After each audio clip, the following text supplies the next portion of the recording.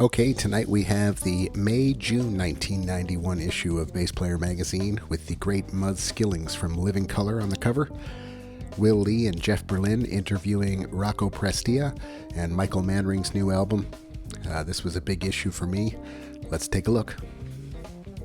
Oh, this one's definitely my favorite Billy Sheehan ad from back in the day. Always loved the History Repeats Itself Ampeg ad. Super cool. Let's keep going. Mario from Huey Lewis and the News and John Entwistle. Cool ad. We've got Kim Gordon from Sonic Youth. Michael Manring takes drastic measures. Still want to go to the Bass Center. Bill Wyman book. Let's see here. James Jamerson Jr. Cool article on hollow body basses like the Hofner. Another Bill Science Corner. Love that Hartke ad.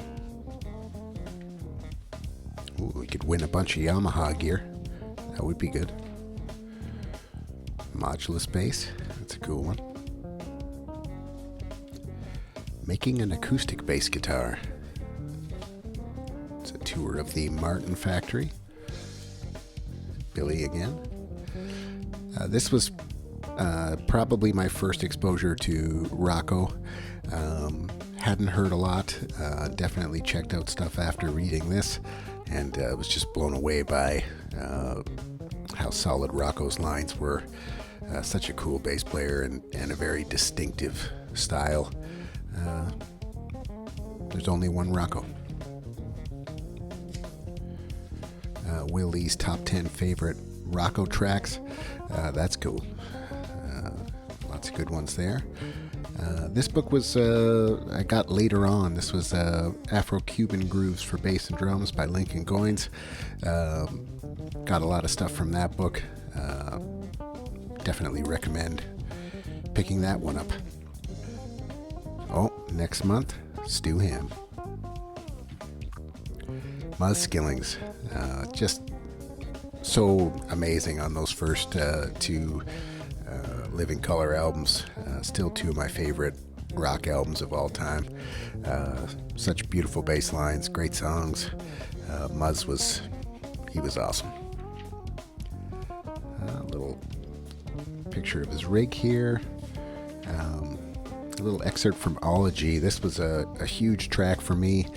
It was certainly the first time I heard somebody layer a bunch of basses on top of each other and create, kind of a collage of bass. It was amazing, and I've been fascinated by layering basses ever since hearing that.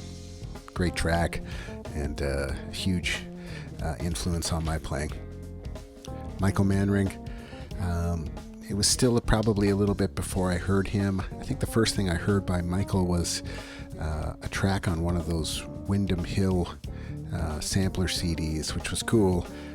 But I certainly liked his solo albums, Drastic Measures, Thonk, that I discovered later were just huge.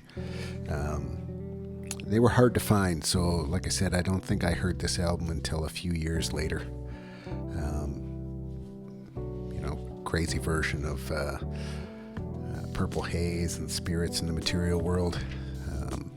And then also kind of a preview of the hyper bass, which is still mind-boggling how that bass works. That's definitely worth checking out. A review for some Fodera basses, just beautiful basses. I've been lucky enough to play quite a few of them over the years, and they always sound amazing.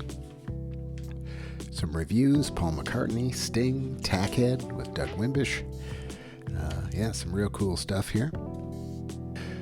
Oh, and here's Adrian Davison again, the world's fastest and most innovative bassist, brings you the wildest instructional video.